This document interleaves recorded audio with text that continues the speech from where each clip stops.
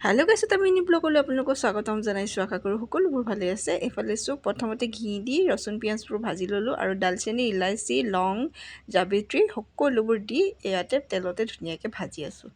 আজি বনাবলৈ ওলাইছোঁ বিৰিয়ানী দেই, কুকাৰত বনাব লৈছোঁ।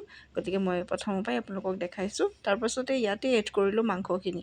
যেতিয়া অকণমান পিঁয়াজখিনি হৈ গ'ল, হোৱাৰ পাছতে এড কৰিলোঁ মাংস। এয়া বাকী মছলা, জিৰা, ধনিয়া, লাল মিৰ্চ পাউডাৰ সকলোবোৰ দি মাংসখিনিৰ লগতে একেলগতে ভাজি লৈছোঁ ধুনীয়াকৈ।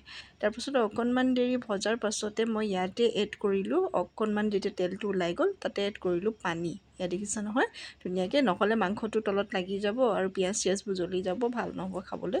গতিকে এড কৰিলোঁ অকণমান পানীখিনি দিয়াৰ পাছতে ধুনীয়াকৈ ভাজি থকাৰ পাছত পানীখিনি শুকাই গ'ল। এতিয়া শুকাই যোৱাৰ পাছতে ইয়াৰ পৰা তেলটো ওলালে ধুনীয়াকৈ। তেলখিনি ওলোৱাৰ পাছতে মই ধুনীয়াকৈ ইয়াতে এড কৰিলোঁ চাউলখিনি। মানে চাউলখিনি অলৰেডি মই ধুই ধুনীয়াকৈ থৈ দিছিলোঁ। থোৱাৰ পাছতে চাউলখিনি ইয়াতে মই এড কৰি দিছোঁ। আজি চাউলখিনি পিছে মই গৰম পানী দিয়া নাই দেই, ঠাণ্ডা পানী দি ধুয়ে হেৰি কৰিছোঁ। অকণমান দেৰি ভজাৰ পাছতে ইয়াতে এড কৰিলোঁ ঘি। ইয়াত দেখিছে নহয় ঘিখিনি ধুনীয়াকৈ এতিয়া মই ভাজি ল'লোঁ। ভাজি মেলি এতিয়া ঘিখিনি ইয়াতে এড কৰি ইয়াতে মিক্স কৰি দিছোঁ। মানে চাউলটো আপোনালোকে দেখিছে কিমানটো কোৱাণ্টিটিত ইয়াত মই ভাজিছোঁ, তলত অকণমান লগা নিচিনা হৈছে, কিন্তু সেইটো বস্তু আপোনালোকে চাব বেছিকৈ লাগিব নিদিব। তাৰপাছত পানীটো এড কৰি দুটামান চিটি মাৰি দিলোঁ।